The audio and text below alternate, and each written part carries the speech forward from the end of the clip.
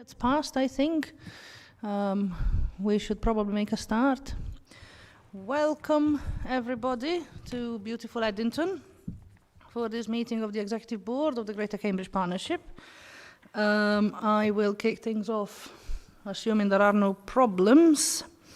Do we have any apologies for absence? Thank you, Chair. There are no apologies. Excellent, thank you. I've missed out people first, so I should check. Number 2, declarations of interests on any items on this agenda from anyone. Hello, Dave. I'm a member of the Cambridge Cycling Campaign. Fabulous, that is noted. Number 3, we have got minutes of the last meeting, which we held in September. Are there any questions or points about the accuracy of these minutes? From anybody? I should point out, in the absence of any other comments, that my affiliation has been changed from Cambridge City Council that it mistakenly stated in the minutes that were circulated. It is now Cambridgeshire County Council, as it should be. Is there anything else? I will assume not, in which case I will sign these as a correct record. Do I have to do that now? No, I'll do that at the end of the meeting. Don't let me forget. Right, which brings us to item number 4, which is questions from members of the public. We have received 10 public questions relating to the following agenda items. 1 question on item 6, which is the residence parking scheme delivery. 5 questions on number 7, which is the active travel network and the Cycling Plus consultation. And 4 questions on item 8, the Foxton travel hub. Details of these questions have been published on the website and they have been sent to the Executive Board in advance. Those submitting the questions were offered the option that they could either come here and attend the meeting or they could have their question read out by an officer. And we will take all of these questions at the start of the relevant agenda item. We have had a request from Councillor Peter MacDonald, who is the local member for Foxton, where the travel hub is. He would like for his views on agenda item 8 to be reported to the meeting in his capacity as a member of a partner body. He is unfortunately unable to be here, but I have agreed that we will read a statement on his behalf, which we will do when we come to item 8. In the meantime, we can now proceed to number 5, which is feedback from the Joint Assembly. Councillor Tim Bick is in attendance as the chair of the Joint Assembly, and Councillor Bick, there he is, hello. Would you like to talk now, or would you like to speak at the beginning of each item? Thanks, Chair. You've got a written report from me. I'd prefer to make any comments that are relevant when we come to the items. Thanks. We thank Councillor Bick very much for his report, which we have received, and we will talk to you at the next item then. In the meantime, item number 6, which, we start on page 27 of your agenda pack for those who want to follow it, the residence parking scheme delivery. We are going to take a public question on it first. Do we have City Councillor Scott in attendance? Do we? We don't seem to. Now, if Jocelyn isn't here, can somebody read her question? Yes, Chair, I can read the question. Fabulous. On her Thank behalf. you, Wilma. The question reads as follows. Before the residence parking scheme programme was suspended by the County Council, the areas contiguous with Asham, namely Elizabeth and Hurst Park, were part of the residence parking scheme programme. Informal consultations had been conducted, but the possibility of advancing these areas was interrupted by the County Council suspension. The Milton Road project, which will provide advantages to the area, good road grade, we are confidently trusting of subgrade, subbase, membrane paving slab and asphalt, well-constructed cycleways and footpaths, tree-lined and lush verges with public art incorporated, whilst welcomed will impact on parking provision. The need for public consultation and progression on residents' parking in the area is more than pressing already, and this major project makes it even more so. May residents have an assurance from the GCP that these areas will be at the front of the queue, with residents consulted and action taken accordingly, so that the parking needs can be fairly, competently, appropriately and promptly addressed. Thank you, Chair. Thank you very much, Wilma. I can see that Councillor Scott has joined us. I am very, very sorry. I think that's you. Is that you, Jocelyn? I'm very sorry. We have just read out your question, which you probably caught the end of. I think, who's going to answer this? Isabel, would you like to answer that?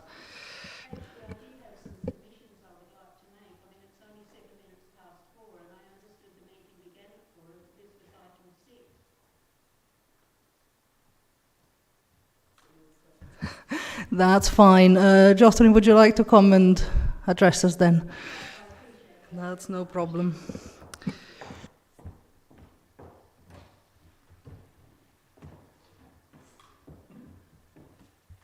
Thank you. I appreciate it. I would like to make just two quick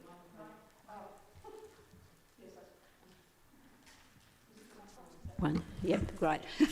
Thank you so much. I do appreciate your giving me this indulgence. Thank you. I'd like to make two quick points at the beginning, which is that I would suggest that it's very likely that the vast majority of residents in Cambridge really appreciate, A, the county councils taking this matter up again, and B, it's referring it to the Greater Cambridge Partnership so that the issues can be actioned.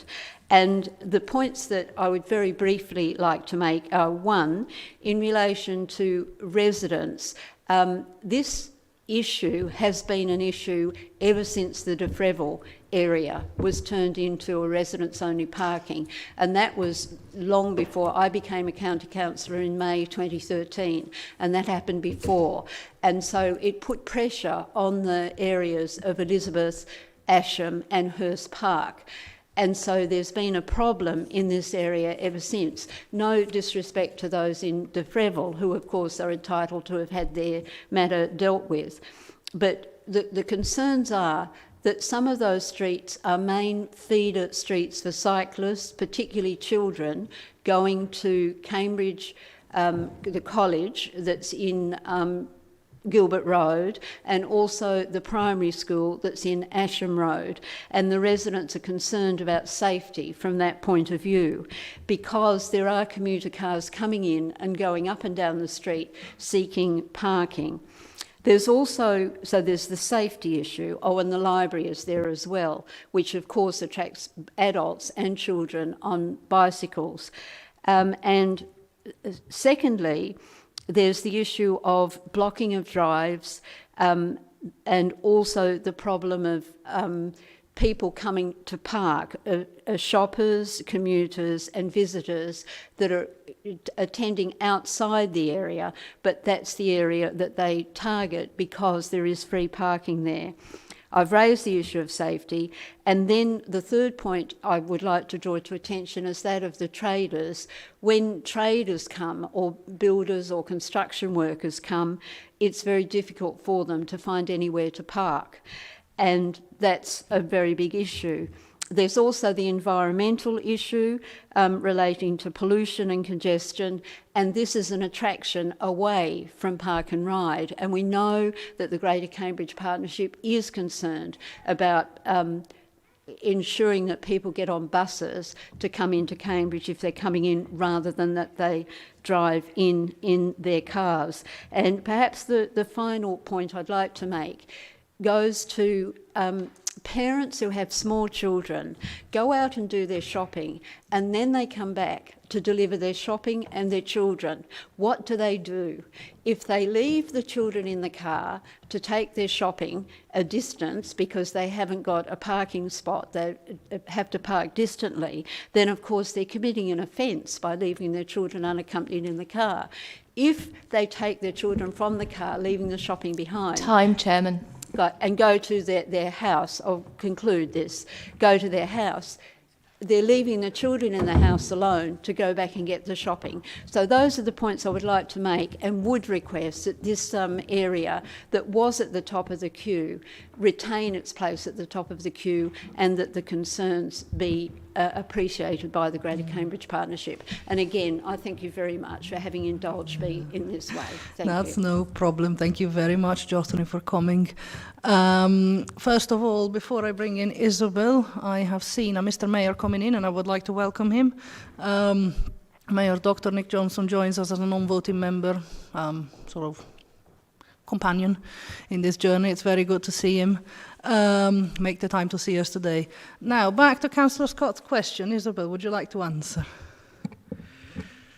Yep, thank you, Chair, and thank you very much for the question. So the informal consultation that will take place across all areas of the city, including the Elizabeth and Hurst Park areas, will be designed to explore the parking issues and pressures, as well as the links with other projects such as the Milton Road project. And there are clearly some acute parking-related pressures in the Elizabeth and Hurst Park areas, as you've outlined, and I'm hopeful that we'll be able to bring proposals forward quickly on that. And a prioritised delivery plan will be presented to the Executive Board for consideration next year. Excellent. Thank you very much, Isabel. Right, is this now... Back to Isabel, of course. In which case, would you like to go on and tell us about the item, please? Thank you. Yes, thank you, Chair. So this paper follows a decision by the County Council's Highways and Transport Committee to request that the GCP initiate delivery of new residence parking schemes. And the GCP previously funded rollout of 8 residence parking schemes between 2017 and 2020. And the paper recommends restarting the delivery of schemes by, firstly, restarting informal consultation through local members on all unimplemented indicative residence parking schemes. And this would form a first step towards prioritising schemes for delivery. And then secondly, in Romsey West, where informal consultation already indicated support for residence parking, officers are recommending working with members and residents to develop more detailed proposals for the area. Delivery of further residence parking schemes will support the wider aims of the City Access project, and the paper also sets out how the GCP is working closely with the county and city councils on an integrated parking strategy which aims to support the uptake of public and active transport, cut congestion and air pollution, and reduce carbon emissions. And the development of the strategy provides an opportunity to reflect on the future role of residence parking schemes as part of a wider plan to better manage parking in the city and contribute to environmental, place and transport objectives.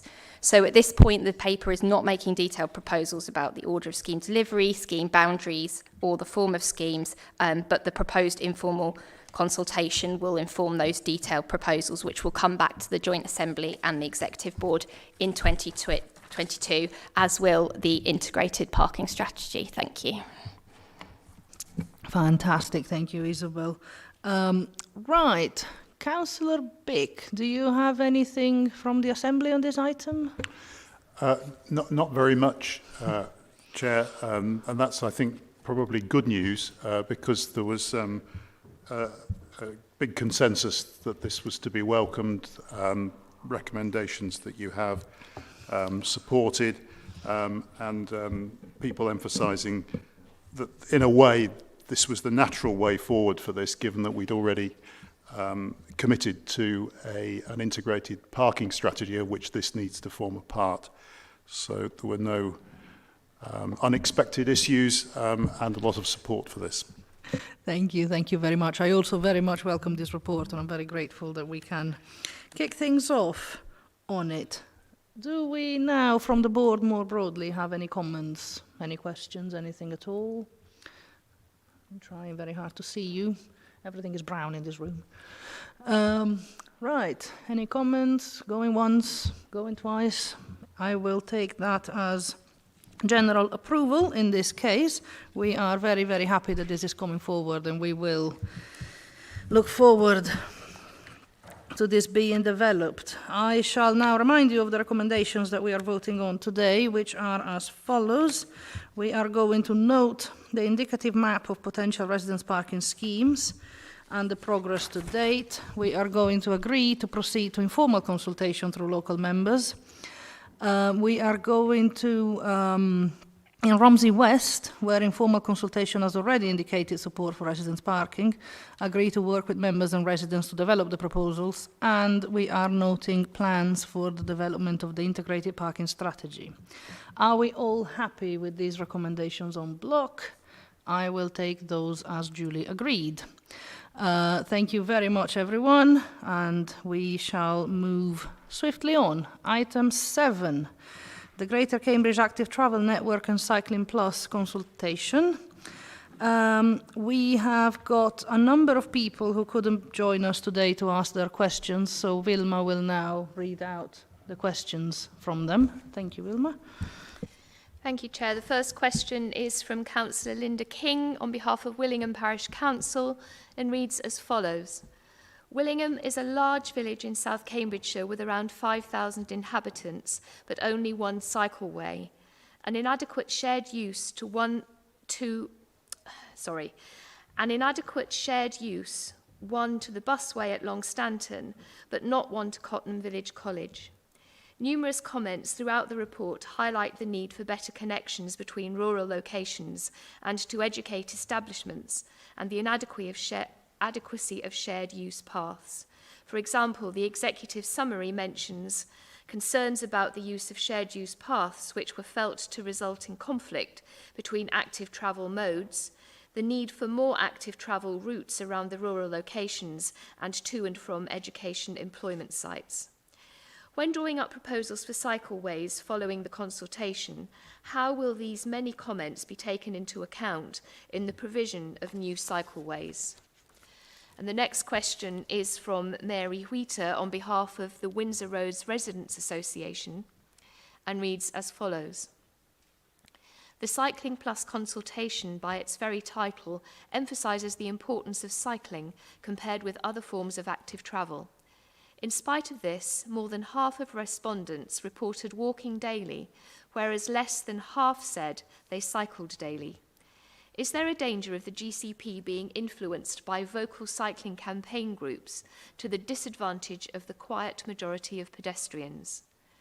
The needs of pedestrians and those with disabilities seem rarely to be prioritised. It is unfortunate that while stakeholders responding to the consultation included 3 cycling pressure groups, there was no one representing the needs of those with physical disability or of the older citizen. For example, many pavements in and around the city are in a poor state of repair and present trip hazards, particularly to walkers with imperfect vision. It is common for illegally parked vehicles and other objects to obstruct pavements. Shared cycle-pedestrian paths are hazardous to less than nimble pedestrians, and many pedestrian paths not designed to be shared are in fact used by cyclists. The recent increase in the use of electric scooters and cycles, less than active transport and capable of silent speed, presents hazards to pedestrians. What improvements for pedestrians and the users of the mobility aids are planned? Will they tackle the problems listed above? The next question is from Vincent Poole and reads as follows. GCP papers for the Joint Assembly meeting on the 18th of November state the GCP and the County Council are undertaking a review of the Cambridge Road Network hierarchy, which will be consulted on in 2022. The review aims to better reflect current and future transport priorities and support the uptake of sustainable modes of transport. Motorised transport should use appropriate roads which are wider, roads that don't have multiple schools directly on or just off them. Roads that have protective grass verges, wider pavements, cycle lanes, and where homes are set back further from the road. Arbury Road at its eastern end has none of this protective infrastructure and has 2 schools directly on it and several more on adjacent roads. Arbury Road East is very narrow, dangerous, and does not even have B Road designation. The Arbury Road is not a completed GCP project, as suggested on page 170 of today's agenda, but is instead left as a dangerous missing link. Please can the board confirm that Arbury Road East will not be considered a key corridor for motorised traffic after the network hierarchy review, will instead be considered a strategic road for active travel, as it already carries high cycle volumes despite its perils. Arbury Road East is an obvious gap in the cycle network for the city, and creating a joined-up network of safe and attractive active travel routes has been identified as a key priority for the city access strategy, as noted in today's agenda, point 6.7, page 41. Also, Cambridge County Council's own LCWIP highlights Arbury Road East as a priority cycle route. Also, will the GCP act on the LWCIP's recommendation for short-term implementation of improvements? The next question is from George Vardoulakis and reads as follows. The GCP left behind a dangerous missing link in the cycling network when it failed to provide protection for the large number of cyclists using Arbury Road, Cambridge, at its eastern end. This section is a popular route to the river, the station and the cycle bridge and town, but congestion and speeding means it is extremely dangerous, polluted and unpleasant. Cyclists, including school children heading to the NCA, are usually forced off the road onto a narrow pavement, creating a further hazard to pedestrians. The 2 schools on Arbury Road mean school children use this narrow pavement each day, often walking inches from speeding cars and HGVs, as there is no verge protection. Will the committee support the implementation of measures identified in the LCWIP for Arbury Road, where it is listed as a priority cycle route and short-term for implementation? Only then can GCP correctly state that the Arbury Road corridor is complete. And the final question on this item is from Marie-Louise Holland and James Murray-White and reads as follows. I refer to the proposed scheme for a section of orbital cycleway as described in an article in the Cambridge Cycling Campaign newsletter, number 117, issued in December 2014, January 2015. Darwin Green, Castle Ward and sections in South Cambridge. A section of the orbital cycleway route was integral at the master planning stage of the proposed Darwin Green development. The cycle path, which would route along the perimeter of the development, would link West Cambridge, Eddington, to King's Hedges Road alongside the guided busway to the Science Park. Currently, the provision of this transport infrastructure is not a priority for the developer. However, I ask the committee to reflect on how times have changed since 2014. Government funds are now available for transport projects which would never have been envisaged a decade ago. The expectation is that the developer, Barrett Wilson Homes, is responsible for the delivery of this important section of cycle route. I have spoken to their representatives and the project is not a priority. Would the GCP raise the importance of this long-awaited cycle route by offering match funding to the developer, if the GCP cannot fund in total? This would kickstart a project which is desperately needed in the northwest of Cambridge, and so much time has lapsed in the delivery of this active transport infrastructure project. Thank you, Chairman. Thank you very much, and thanks everyone for those questions. It's a pity that we can't have so many people here. But, right, Isabel, back to you. Would you like to answer these? Yes, thank you, Chair. So I'll take the questions in turn. So first of all, the one from Councillor Linda King. So the paper recommends continuing to develop the active travel network for Greater Cambridge in the context of the feedback from the Cycling Plus consultation, as well as the emerging city access strategy and wider local and national policy developments. And that will include continuing to work with partners to develop the rural cycling network, building on the greenways. The feedback from the consultation will inform the development and design of new cycleways and footways. And then the question from Mary Wheater. The consultation sought feedback from people walking or using mobility aids, as well as people cycling. And this will be used to inform the design of the schemes which are recommended to be taken forward initially, as well as the continued development of the wider network. The GCP is also undertaking a study looking at accessibility for disabled and mobility impaired people across all modes of transport, and this is expected to report next year and will inform transport proposals including the city access strategy, which aims to lower traffic levels to improve the environment for people cycling or using mobility aids, walking or using other active travel modes. So next, the question from Vincent Poole.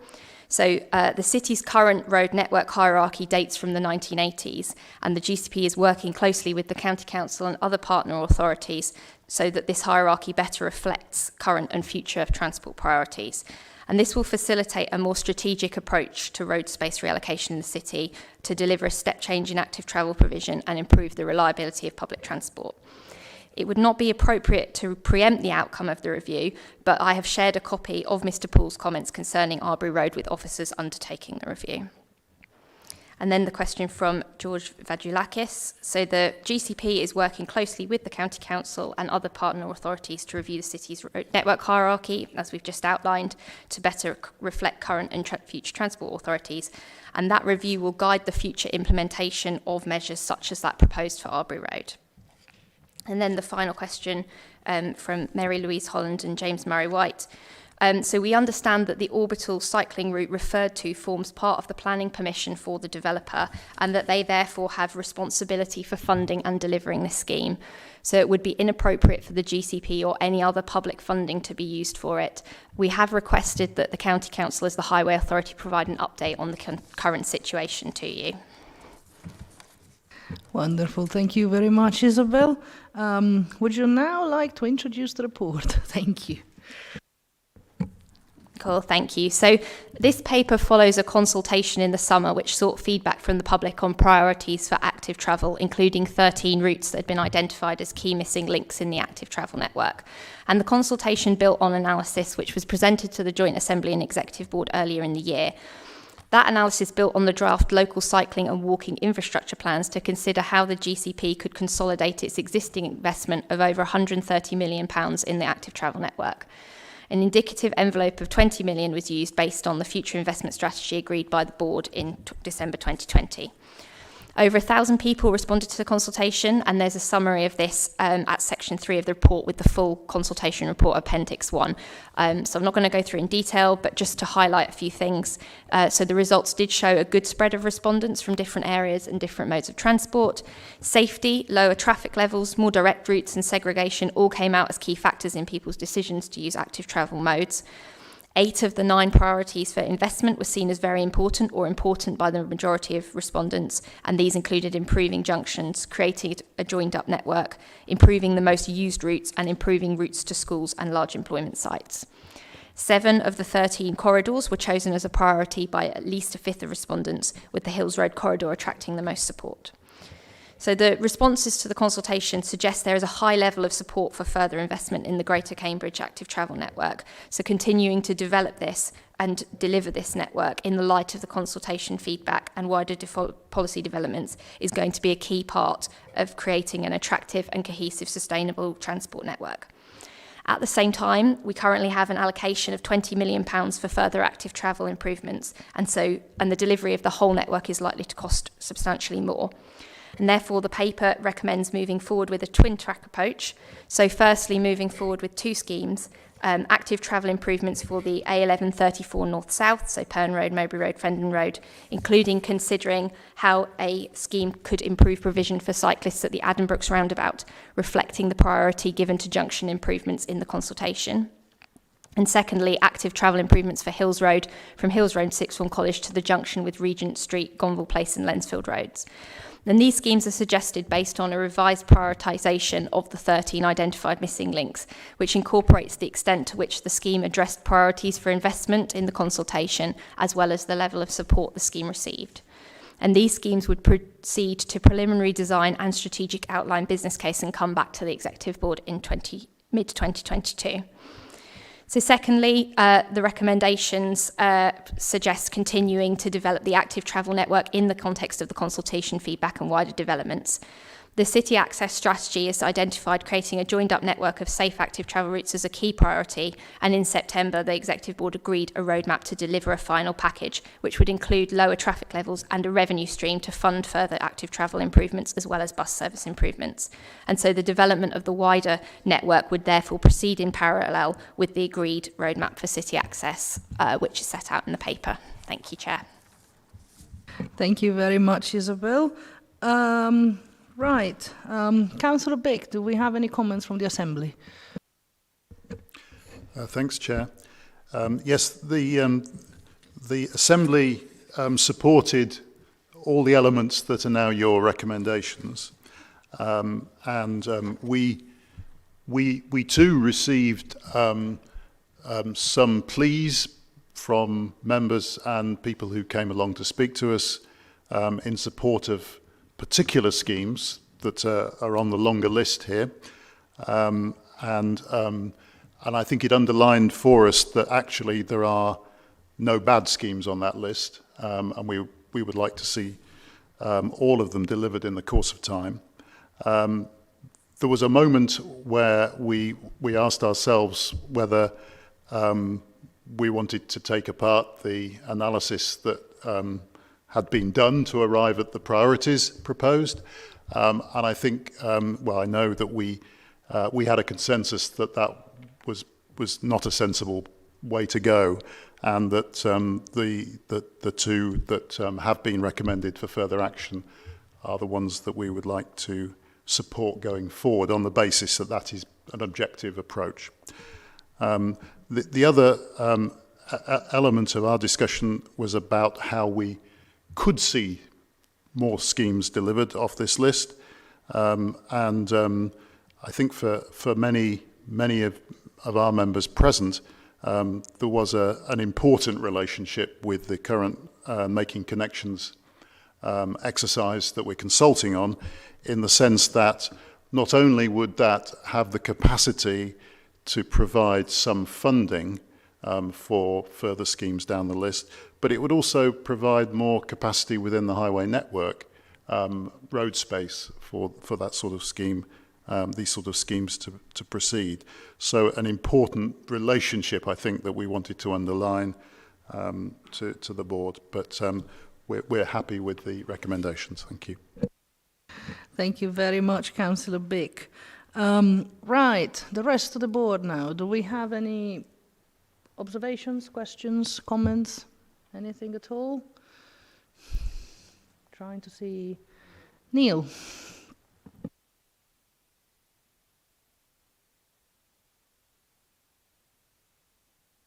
Oh, is that one? Yeah, okay. Good. Thank you, Chair. I'll just, so maybe I should start by disclosing that we had a Councillor King question from Willingham. Willingham's in my county division, which I probably should just disclose. So I'm very happy with the recommendations to proceed with these two schemes. I'd just like to make a couple of other comments. The consultation response was clearly quite extensive and indicated that there is just widespread demand for these schemes. They're very popular, clearly. And we shouldn't forget that these are on top of the Greenway scheme, which we already have underway. And I think I'm getting a lot of feedback from residents in my immediate area and councillors who represent other areas that they want to see these Greenway schemes progressing as quickly as possible. And I think we're going to have a look at those in the near future with the board to assess the progress on these schemes, because these will, we talk about missing links, but these are the links on which the missing links will be founded, so it's very important that those get delivered. I think the consultation is good, and it's clear from the report that there was a lot of feedback from a lot of residents who took a lot of time to present their ideas. And this is an area, I think, where local knowledge is hugely valuable, because when we're talking about missing links, it's not always the 2 or 3 kilometres which is missing. But sometimes, as we were talking about in Arbury Road, it might be a little stretch or a small change which can really fundamentally make a route much more attractive or remove a hazard from a route to great effect. And therefore, when we start to progress and with other schemes, I would like to think that we will use the local knowledge which we had in these consultation responses and go through it and look for those good ideas which residents have taken the time to put forward. I wouldn't like to just stick with the list of the non-selected schemes. You know, that's our list, right? So we went through a consultation. Other people put other schemes together, so we should expand and look at the full feedback we've got with all the schemes. And I'm very happy with the 2 which we've taken forward. Good. That's my comments. Thank you. Thank you very much, Neil. Anybody else? Before I sum up, I'll take that as a no. Wave at me if you want to speak. No, I think both Tim and Neil made really relevant points, and they sort of exemplify quite a lot of the things that we're here for now. There's a massive enthusiasm from everybody, you know, we're starting to do stuff, and everybody wants us to start to do stuff. Everywhere is important. We should be doing everything at the same time. There's probably some good reasons we shouldn't do everything at the same time. But, you know, there isn't a single corner in Greater Cambridge that isn't going to be very important in the City Access project that we're bringing forward. And as my colleagues have said, there isn't really at this point in time a scheme that we are going to, you know, say it's not important, we're not going to look at it. Local knowledge is very important. There are some places where we're going to have to, you know, close links. We're going to have to look at road hierarchies. We're going to have to look at what to do with the space that we make on our roads as a result of the first measures that we put in place. We are absolutely committed to doing that. Sometimes you can't deliver a scheme before you have made that space, before you have seen the improvements. And, you know, we do absolutely have to start somewhere, and I am very, very pleased that we're going to start here, and we're going to proceed at pace. So in the absence of anybody else who wants to say anything else, I would like to thank everybody for their hard work on this very, very important piece of work. And I will now remind you of the recommendations that we are about to vote on. We are noting the results of this extensive consultation.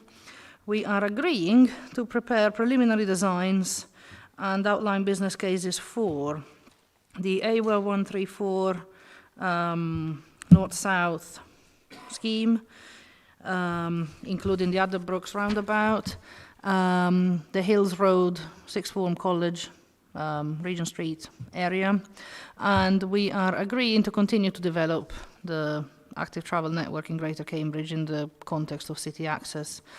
Absolutely very important that we carry on casting a strategic eye over everything. So have we got agreement on these recommendations? If anybody doesn't, please shout now. Otherwise, I will declare them agreed unanimously. So this is fantastic. Excellent contributions from everyone so far. We are now swiftly moving on to item 8, which is the Foxton Travel Hub. We have got a couple of questions from people who can't be here. So, Vilma, are you doing your duty? Yes. The first question is from Anthony Carpin and reads as follows. I note the GCP plans for Foxton do not involve building a bridge for the A10 over the railway line level crossing. The level crossing was formally identified in the Cambridgeshire Regional Plan of 1934 as, and I quote, one of the most obstructive. The author, Mr. William Daveridge, and the chair of the committee, Councillor Dr. Alex Wood, stated that Cambridgeshire County Council had plans for a bridge to be built over the railway line. Please could officers explain whether any analysis was done on Daveridge's report and whether any search of the county's archives was done on why the bridge remains unbuilt, and whether the results of archival searches were included in any analysis of whether to build a bridge over the railway line. The next question is being read on behalf of Mal Schofield. There are operational concerns as confirmed by the minutes copied below. The travel hub and rail station need to be adjacent to each other on the same side of the track. And the reference from the minutes that is referred to reads as follows. 4.2. Members also queried plans for the A10 crossing, highlighting concerns about lighting, safety and ease of use. While it was acknowledged that the design would meet the required safety standards, it was suggested that a travel hub needed additional measures to make sure interchange was as easy as possible. Otherwise, it was unlikely to be fit for purpose.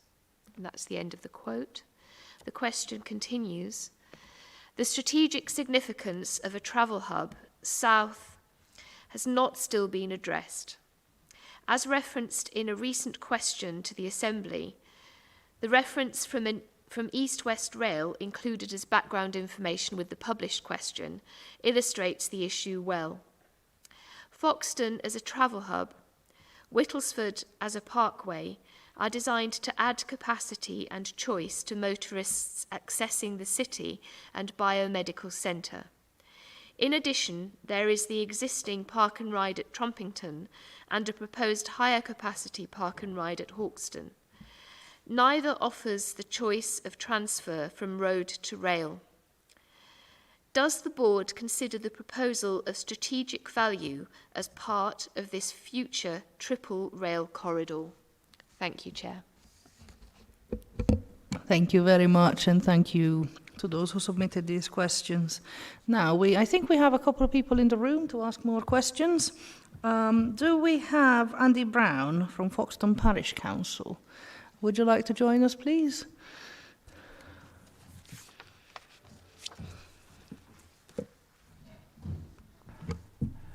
Hopefully I've pressed the right button. Yes.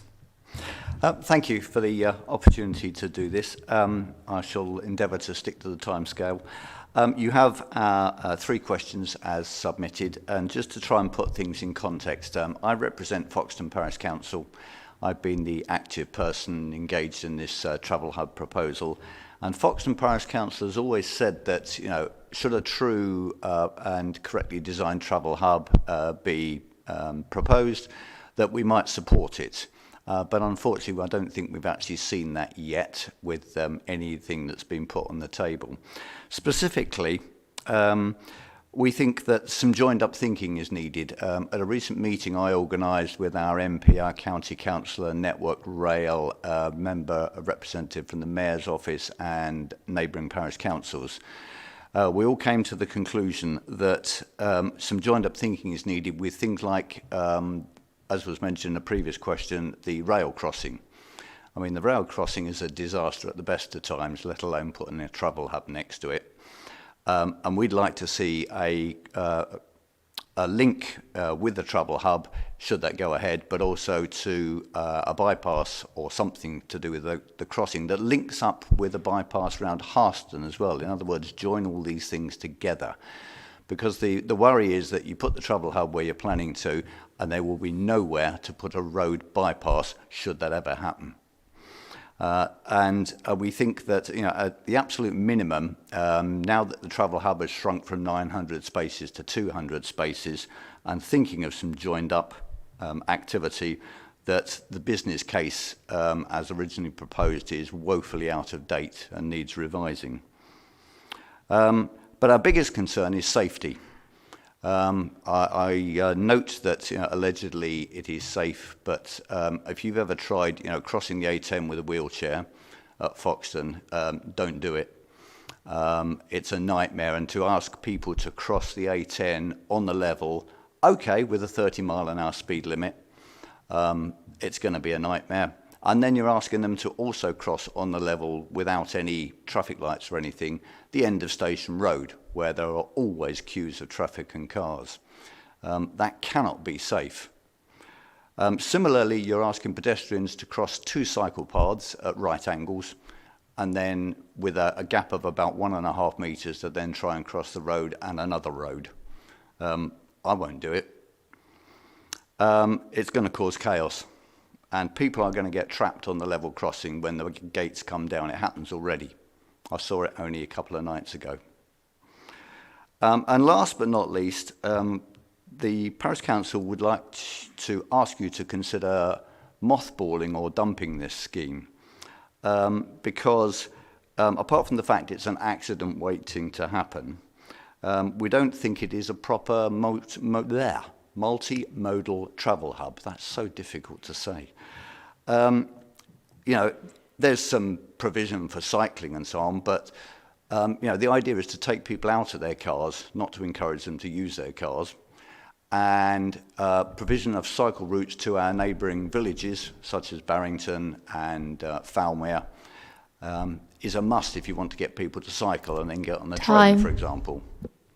So to finish off with, we don't think that the scheme is fit for purpose, and we would ask you to either mothball it or redesign it or dump the whole scheme, please.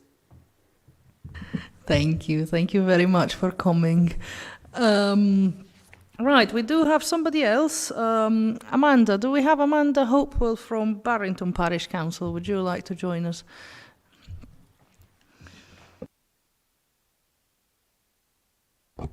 Thank you, Chair. On behalf of Barrington Parish Council, I'd like to say that our council reiterates what the Foxton Parish Council has already said, and we fully support their approach and the questions they've put forward. We want to ask you whether you are confident that the safety case that has been proposed for this hub is actually robust. Has it actually looked at the risk of fatality or serious injury, which has already been mentioned about people crossing a main A road with heavy traffic, in potentially wheelchairs, pushing buggies with children in? Think of yourselves trying to cross a road. I wouldn't do it, and I've been in a wheelchair. So think of situations you get trapped in curbs and busy roads and traffics and big lorries. Are you confident that the business case that has been proposed for the Foxton hub actually passes the tests, all these appropriate tests that get talked about? Does it pass them? Has it made any allowance in things like the 106 payments to Foxton and Barrington, Falmere, for that increased traffic and the increased speeds that we see? And we do have evidence of that. Are you actually convinced that this is a sustainable development test? Is it actually environmentally, socially and economically sustainable as a multimodal travel hub? Or are we just looking at a car park which takes up green space? That green space is lost. Are you aware that this proposal does not address, but will probably worsen the already significant hold-ups which have already been mentioned? Plus the fact Barrington Cemex Works has had another 5 years put forward for more trains. So in the village, and I live very close to that area of the railway, we've gone up from 1 train to 2 trains going both ways twice a day, and previously it has been 4. That's 8 journeys in our village, and that's 8 journeys that will have to go through Foxton railway level. So it's going to worsen the time that they're down. Are you confident that the current location and the timing of its implementation is actually consistent with the Combined Authorities Local Transport Plan, which actually recognises this area as a pinch point. It is. If you've been there at busy times, it is. What data has been used to actually consider the traffic impact of the local villages? We have asked, and they haven't done any micro-analysis in our areas. Our independent consultant for Barrington Parish Council has recently done a survey with 5 points through the village, one of which is outside the school. And to put it in context, 10% of the traffic through our village exceed 40 miles per hour in a 30 mile per hour village. Think about the ones that are going faster. Time. Why has the choice of the site not been reconsidered? It's on the wrong side in the southern location. Can we please take all of these points into consideration and defer this proposal and look at a more holistic approach to the complex problem of the A10 Foxton level crossing? Thank you. Thank you very much. Thank you both of you for coming. Very eloquent. I get my words wrong a lot more often than you did. No, but thank you very much indeed. I think this is, hang on. Before we answer these questions, we do have a statement from the local member, Cambridgeshire County Council for the area, Peter MacDonald, who wanted to come here today. Unfortunately, he can't be here. So we're going to read something on his behalf. Thank you, Will. Yeah, the statement reads as follows. As we see from the Mott MacDonald Consultation Feedback Report, the community raised concerns broadly in 3 areas. 1, the veracity of the proposed hub as a multimodal hub rather than simply a new park and ride. 2, the safety concerns along the A10. 3, the benefit to the community.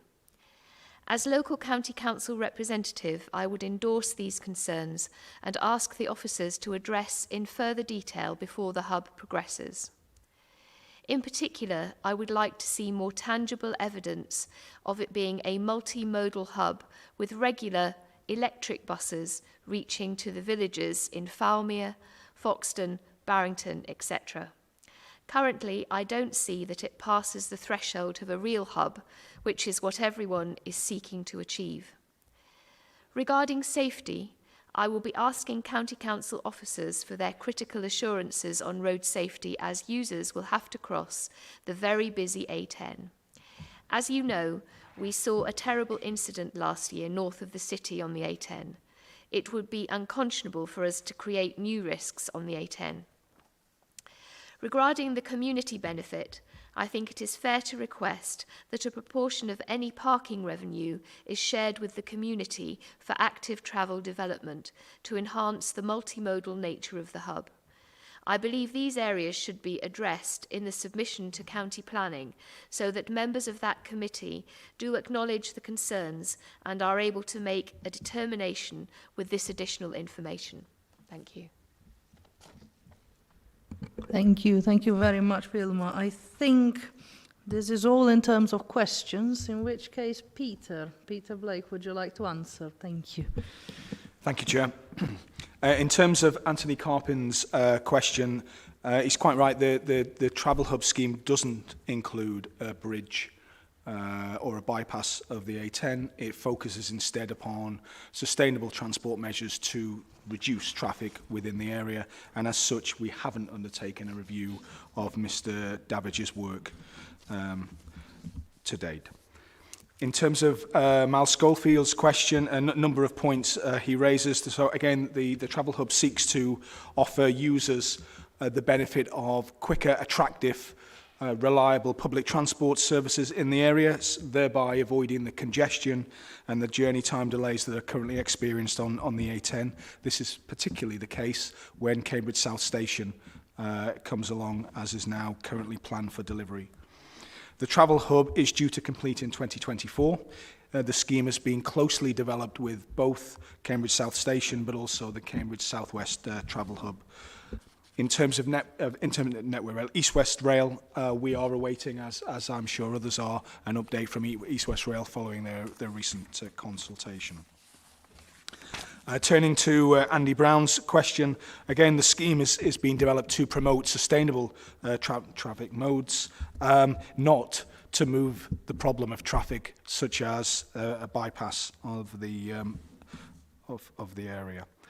In terms of the crossing, so the proposals of the A10 are around carriageway narrowing within the area, a central refuge on site, speed limit reduction, as was referred to, safety cameras and lighting in the area. That's been developed in accordance with national standards. We'll continue to go through the road safety assessment process, as Councillor MacDonald refers to, with County Council colleagues involved, and that will be undertaken as we continue to develop the scheme. The technical modelling assessment for the area does not show more car journeys in the area as a result of the travel hub, and again, quite the contrary, we are seeking to reduce the number of vehicles by offering the alternative to use rail services, and indeed, in light of the additional recommendations in this report, local bus services as well. Turning to Amanda Hopewell's question, again, the design of the travel hub and the design of the crossing have been brought forward in accordance with the standards that the Executive Board would expect, and those assessments will continue. This is not the final decision on this scheme. This is simply the recommendations to progress to the next stage, which would be a full planning application, and then following that, the final business case would be drawn together for a decision by the Executive Board to construct or not to construct the scheme as proposed at that time. The principle of intercepting car journeys and switching to commuters to sustainable modes is key to this, and that includes elements of benefits such as biodiversity net gain on the site, which has been committed to, connecting with the existing planned greenway in the area, and a new bus routes connecting the local villages to the train services and the travel hub. The proposed scheme is seeking to intercept those traffic. The technical assessments do not show any additional hold-ups as a result of the travel hub being introduced. The location of the travel hub is entirely consistent with the current local transport plan, and the assessment used was the Cambridge sub-regional model, along with localised traffic counts on the A10 in the area. The choice of site was made by the Executive Board back in 2019. Thank you, Chair. Thank you very much for that, Peter. I suppose you can now introduce the report proper. Is that a good time to do that? Thank you, Chair. Just a few comments. So, as an Executive Board, you approved the travel hub concept, location and design back in 2020. What you asked is that officers continue to engage with local communities as we develop the scheme. And what is outlined in the report and the appendix are the outcomes of that engagement. Paragraph 6.3 outlines some changes to the design following that engagement and following that continued design work. And the changes to that design reduce the number of car parking spaces, with a view to rebalancing this, and there's been a lot of talk around the multimodal nature of it. And so what the proposal in front of you reduces car parking spaces, it increases the number of cycle spaces on site, and it seeks to introduce a bus service linking the local villages with the travel hub and the train service, as well as some further local improvements in terms of station enhancements. So that's the decision that's before you, Chair, and the recommendations are as outlined. Thank you, Peter. Thank you very much. Councillor Bick, do we have comments from the Assembly on this item? We do, Madam Chair. The recommended direction on this came under a lot of challenge at the debate on it in the Assembly for two reasons. One, on the question of its reduced capacity. There was I think, an understandable perplexity that what had previously been estimated as a necessary capacity for us to achieve our objectives, conversion to rail from car journeys, was so radically reduced. without actually changing anything about the estimated and forecast requirement from 500 to 200 cars and 150 to 100 cycles, which is even less explicable, I think. But the concern was that this was just being done because it was a change and people didn't like it, rather than because we'd taken another look and it wasn't required. The understanding from the discussion that we achieved was that the estimates are not wrong, and that we should be sticking to them, but that we are going to feed the equivalent number of travellers onto the rail network from Foxton by using buses feeding into it as well as cars. That was the response to the concerns that we had. I think we also understood that we'll get a chance later in the process to see whether that feeding in of bus services to make up for the loss of the car parking spaces is something that is meaningful, viable. We can believe in it when we've actually understood what it is, and that we also understand that if the demand for car parking spaces increases over time, then we can still expand the provision for parking of cars that we're talking about reduced to 200. So on that basis, the Assembly was broadly happy that whilst there are some concerns, there will be a next chance to see whether these alternative ways of doing it can be delivered, and whether then the business model for the hub really holds water. And we did understand, I think, contrary to what some of the questions, that the approval of a business case has not happened yet, and that is something that is still in front of us. The second area of challenge was about the crossing of the A10, and on that we received assurances very similar to the ones that Peter has just given, and on that I think we're in a similar position of taking those as professional assurances that we're going to meet recognised safety standards, and we will get to see what that looks like and judge that for ourselves when we get to the next stage, before we have to kind of press the button and say we agree with this and all aspects of it. So I think on that too, we became comfortable that this is a viable direction in both cases, and that we would get a chance to sort of check the homework as we get more detail down the line. Thank you very much, Councillor Big, very helpful. Now, to the board more broadly, I understand that we want to... First of all, are there any preliminary comments about these recommendations? Yes, Neil. Yeah, could I just ask for a question of clarification from Mr. Blake on question? Because, Peter, one of the things which isn't explicit in the report is actually the number of disabled spaces which are actually provided for at the travel hub. Could you, is that in addition to the 200, or is that part of the 200, and how many are there? So that's in addition, Chair. And how many would that? And you've caught me at a point of detail. Okay. I'll but it looks like there's the a fairly significant provision for disabled space. The provision is above the required levels of disabled parking at the okay, thank you. Of this type.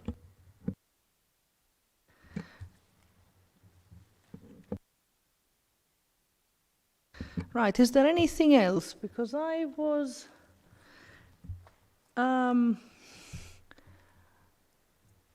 I was given some notice that we wanted to amend these recommendations slightly. Do we want to do that now, or talk about something else before? I'm happy to do that, if that would be...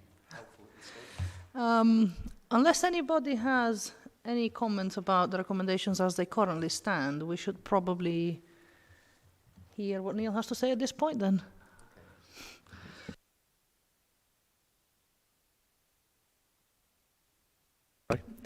Sorry, I'm not doing very well this afternoon. I'll sort of move these amendments to the recommendation, and then I might come back, Chair, with your discretion, sort of talk a little bit more about them later.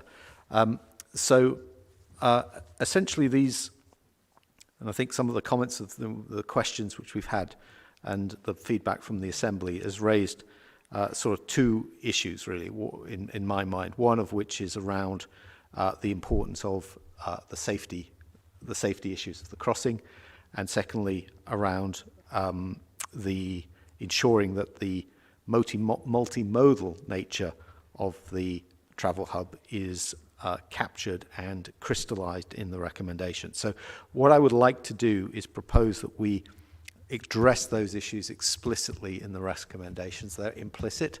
I would like to make them more explicit. So what I would like to do is on agenda, item C, recommendation C, add the words to the end. So what is there at the moment is agree that a planning application is made for the scheme. I would like to add the words emphasizing its multimodal nature and providing assurance on associated road safety issues. And then I would also like to recommend that we add to Part E of the recommendation, which currently reads, approve the development of a bus service agreement with Cambridge and Peterborough Combined Authority on GCP's behalf. I would like to add that would provide regular bus services to the travel hub between the hours of 7 a.m. and 7 p.m. to and from the surrounding villages. Just to make it very clear that this has to be a service which is fit for purpose for the surrounding villages to make it truly multimodal. Nick, have you got those? Thank you very much, Neil. I think this is really helpful, and I think it is really important that we give the message at this point that we take these issues very, very seriously, and we don't want to give the impression that we're not going to address those, that they won't be looked at as part of the next stage should this go forward. Now, before we carry on, do I need a seconder for this? I do need a seconder. Is somebody willing to? Thank you very much, Dave. We got plenty of seconders. Shall we take Dave? I think it is actually very, very important that we agree to be as clear as we possibly can to people that have concerns about us not looking at these things as they are raised. So shall I take it that the amendment is accepted? Are we okay, Nick? Do you need us to read it again? Is it all fine? Fantastic. Because I did look at it in advance, but I didn't print it for myself, so I sort of rewrote it right now. Hopefully it's clear to everyone that we just want to make very explicit the fact that these things will be part of any submission that is made. Are there any other comments about this at this point? Andy. Thank you. So I was going to start with the history of the Foxton crossing as well. So thanks for the question from Anthony, who's not been well, so we wish him well. He's a veteran of the GCP. So I remember our very first GCP meeting, which was probably Tim and possibly Dave as well. Foxton Crossing was our highest priority project. And I remember at the time, the reason we took it off was because it was going to be fully funded either by Network Rail or the County Council. And they kept trying to take it off. And I said, no, just put zero funding, but keep it on. And I obviously lost that argument because not only did it come off our list, it then went off the list of either Network Rail or County Council at the time. And Nancy will remember that meeting well, my first frustration at GCP. So my own two concerns here, I still have some concerns, and the amendment addresses them to a large extent, is the capacity is still an issue for me. If you think about, and when I come back to basics, would somebody use it? And the questions I get from employees at the moment with the Trumpington Park and Ride is, they can before pre-COVID, they could no longer rely on there being space at the Trumpington Park and Ride. So they could drive however far and then there wasn't space. So knowing that you are going to be able to get to, if it is this case, the Foxton Hub, and you're going to have somewhere to park is important. The reassurance that you get there, otherwise you're going to have to change your plans at very short notice. Now, I do now note that the reduced capacity will be available in 2024, and actually the driver for the very increased capacity will probably be the opening of Cambridge South train station in 2025. So I'd ask, as we will hopefully still be around as a GCP by then, can we monitor usage through 24 into 25 so that if there is a need to increase the capacity, we get ahead of the game rather than with Trumpington Park and Ride doing it retrospectively. And the second point, which I think has now been addressed largely through the amendment, is, so one is reliability, you can get in there, and the second one is safety. I think, or it applies actually usually more to the cycle routes. So our employees are always saying lighting of cycle routes, safety of cycle routes. In this occasion, you're going to cross a busy A10, it's still the perception. But I am reassured that as long as we keep it at the front of our minds and it's addressed as the next stage, and we can have a look at it again before the final decision, that we'll have an opportunity to just review and make sure and sense check that makes sense before we do. So I'm very happy with the amended proposals, but let's keep those two things at the front of our mind. That is very duly noted. Thank you very much. Do I have any more contributions from anybody? Neil, yes, sorry. So thank you for indulging me. I'd just like to come back on having moved that amendment, and thank you very much for the support of the other board members for that. Just a couple of comments I would like to make. I've spoken to Councillor MacDonald on this, who is the chair of the County Highways Committee, and I would like to just assure the residents, I suspect that they are very aware of his real sensitivity on this issue of the crossing and its safety.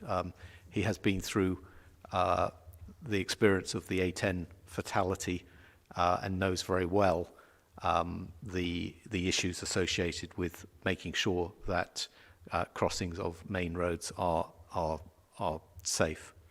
But I'd also like to say that actually in this particular case, and I think officers also recommend this, and it was sort of put on the table in other forum as well, is that actually safety is a low bar here.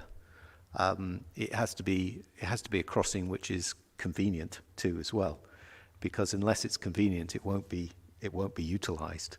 And my clarification question about the number of disabled parking spaces actually goes even further to that. It has to be safe and convenient for the people who are using those disabled spaces. So I think there is a real kind of threshold there, which I'm sure the officers will be looking for, and which this board will look for when it comes back.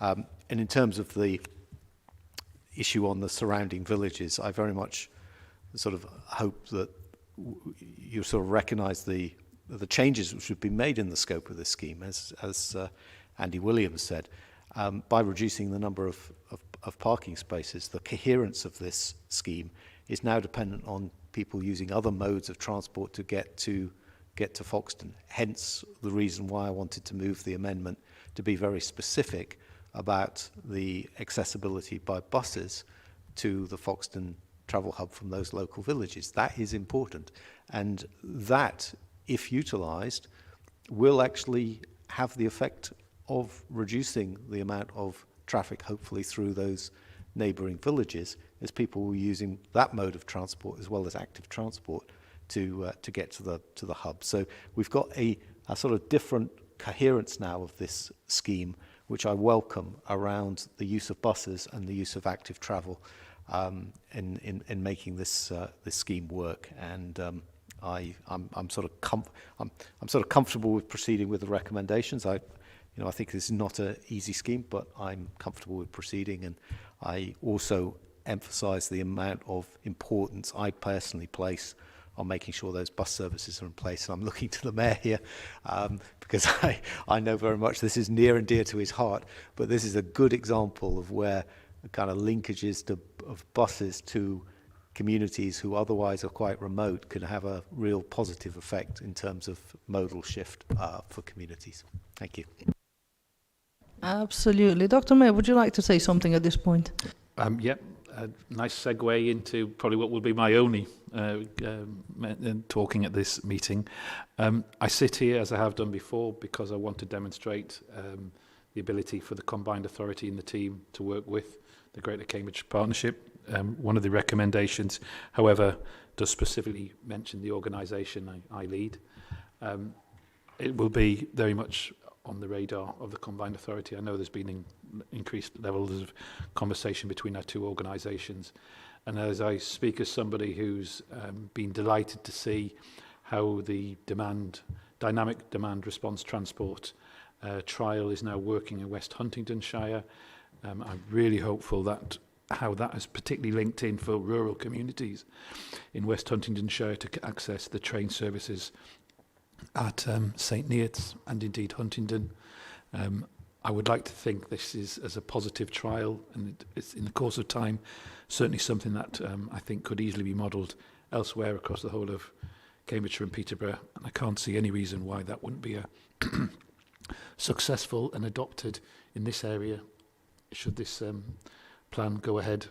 And I know that's now out to further ongoing process, but it will be supported by the combined authority, particularly in the ask around the bus services. Thank you very, very much for that. Are there any more comments from anyone? I mean, I think it's really, really important to note just how seriously we take this, and the fact that whatever we develop must be to the satisfaction of the planning inspectors. It won't pass otherwise. And it's really, really important that we keep an eye on how this goes. But we do need to make progress on this. It is extremely important that we do. And I am very grateful that we have had scrutiny of these recommendations, that we are absolutely clear as to what we want. If there are no more questions or comments, I will remind people of what the recommendations are. And, thankfully, I didn't have the presence of mind to print the amendment that I was looking at earlier, but somebody else did. So I can now read it from notes that are actually accurate, as opposed to my scribblings. And we are being recommended to note the findings of the public engagement exercise. That's unamended. Approve the amendments to the design and associated infrastructure, pages 114 and to 175, also unamended.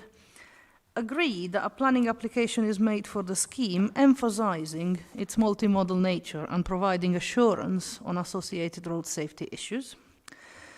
D, approve the negotiation of land and rights required for the early delivery of the scheme. That's unamended. And E, approve the development of a bus service agreement with the Cambridgeshire and Peterborough Combined Authority on the GCP's behalf that would provide regular bus services to the travel hub between the hours of 7 a.m. and 7 p.m. to and from the surrounding villages. Are we all happy with this? Going once, going twice. The recommendations as amended have been passed. Thank you very much for your contributions, everybody.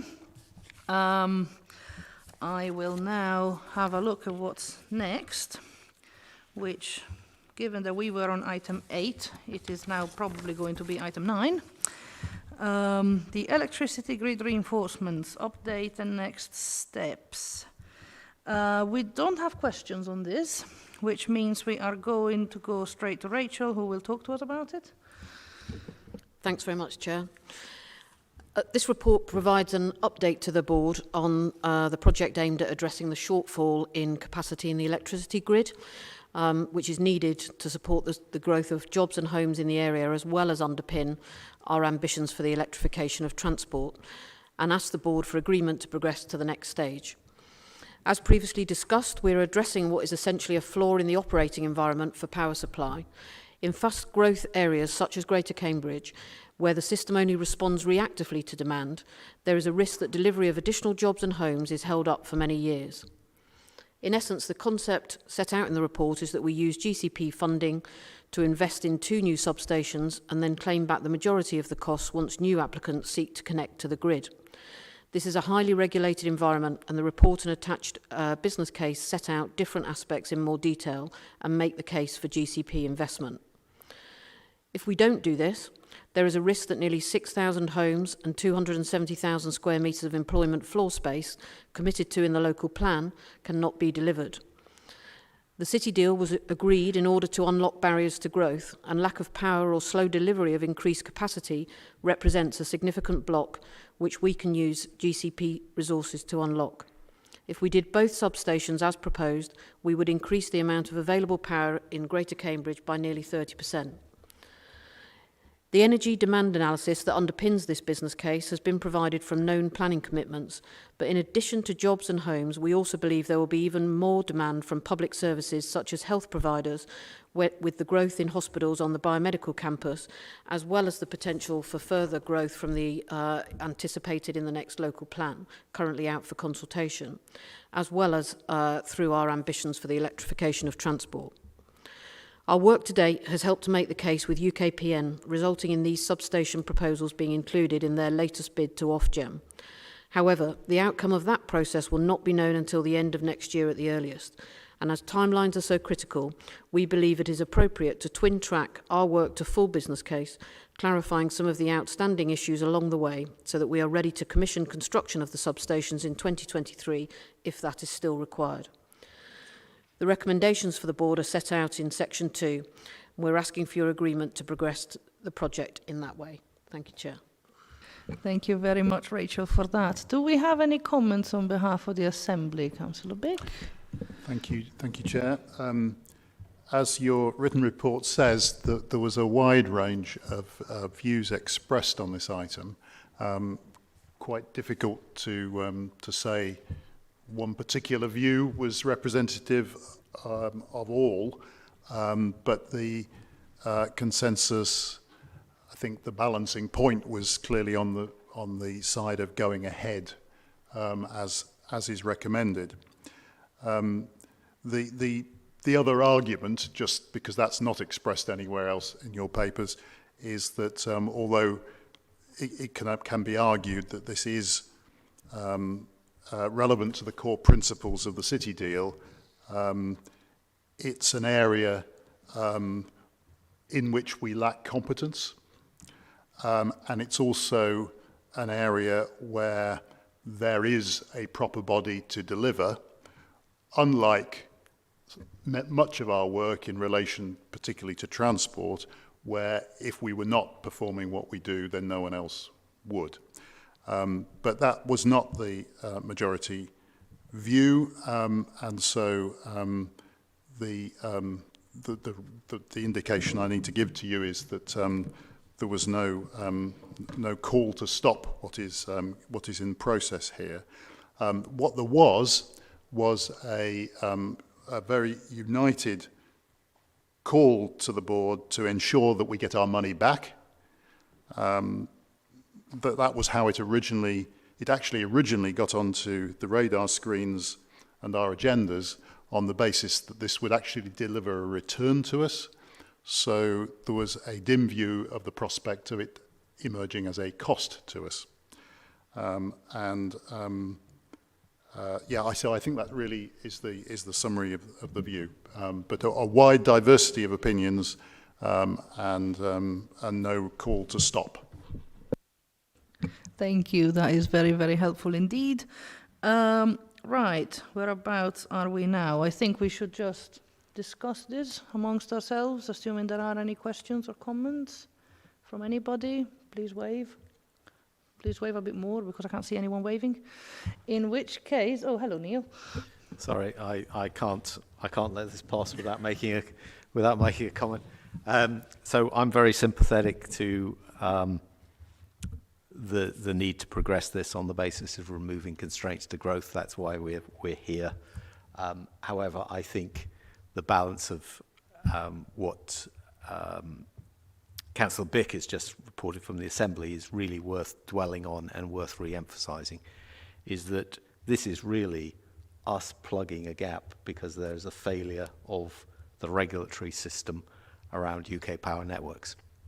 And it is drawing us into making an investment which we're really not experienced in making. It means we are very dependent upon consultants to help us make that investment.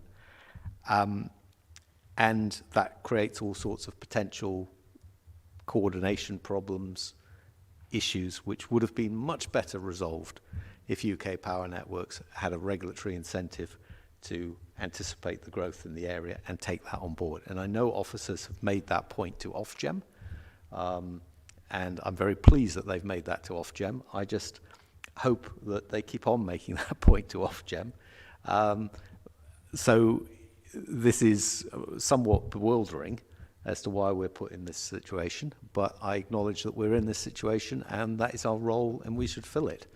But it is not an entirely comfortable position for us, I think, to be in. But I will support the recommendation. But I couldn't resist. Thank you, Neil. No, I don't want you to resist. Very, very pertinent, very, very well put. Rachel, do you have any more comments? I was just going to reassure the board that when you last discussed this, you did ask us to lobby about this situation. So, as Councillor Gough says, we have been pursuing that and are still trying to speak to government about it as well. So we are trying to make the point that it's an inhibitor to growth in these areas that they want to see grow. Absolutely. Anybody else for anything else? In which case, I shall summarise the recommendations that we approve the current preferred option, which is presented in this report, and we approve the spend that goes with it from the budget we have already allocated to this. And as we continue to lobby and shout, we just get on with it because we have to. So unless there are any objections, I will declare the recommendations accepted. Thank you very much, which brings us to item number 10, the quarterly progress report. Now, Isabel very briefly became blonde, but now she's being replaced by Niamh. So we, again, don't really have any questions on this from the public, which means I think, Niamh, that you start us off. Thank you, Chair. There aren't any specific recommendations around the report, but perhaps two things to draw the board's attention to. The first, just on skills, there were some questions from the Joint Assembly around the progress of the skills work. So just to kind of reassure the board that we think it's going particularly well, given there's been about 12 weeks of in-school teaching since the contract was signed. So Form the Future, the people delivering the contract in combination with the regional college are doing all they can to adopt their practices and make sure they can engage as many young people through this process as possible. But of course, we'll keep an eye on it and keep regularly reporting the progress back to you. And just the second thing, which we touched on last time you met, but we weren't able to update on in this report. We did have the latest set of feedback from the Centre for Business Research yesterday. Some of you might have been able to attend the session. And just to say, the picture continues to look positive for Greater Cambridge in terms particularly of the knowledge intensive sectors and how they continue to thrive, really. So just at the very headline level, we saw growth of 3.7% in 2021 compared to 1920, which was 4.8. So a very marginal drop, and actually among KI sectors there was no drop. It continued to be sustained at around 8%. So quite an astonishing picture, really. And that the report underpinning that work will be on the GCP's website. They were my two things to draw out. I'm happy to take any questions. Thank you, Chair. Thank you very much, Niamh. That was very helpful. I'm sure everyone's seen the report we have in our papers. I am really starting to have trouble stopping my teeth chattering in here. It's really cold. Councillor Big, would you like to tell us anything on behalf of the Assembly? No, there's nothing to highlight here. You've got some notes, but I think that's all. Thank you. Fantastic. Thank you very much for that. Do we have any questions or comments from the board? I would also like to reference the report that Niamh referenced and how very, very interesting that was, and how hopefully we can take forward some of the very interesting findings in it. In the meantime, thank you very much for your update. I am assuming that everyone's happy to note it. Shall we consider it noted? Thank you very much, everyone. Right. Before I turn into ice, we seem to have got to the end, sort of, this meeting. We should note that the next meeting will be at 4 p.m. on the 17th of March, 2022. Until then, I hope everyone has a lovely, safe and happy Christmas and a lovely, safe and happy New Year. You know, we hope that we can enjoy the festivities as much as is possible. Thanks, everybody, for your contribution. It has been a very good meeting today, and we shall now declare it closed, I guess.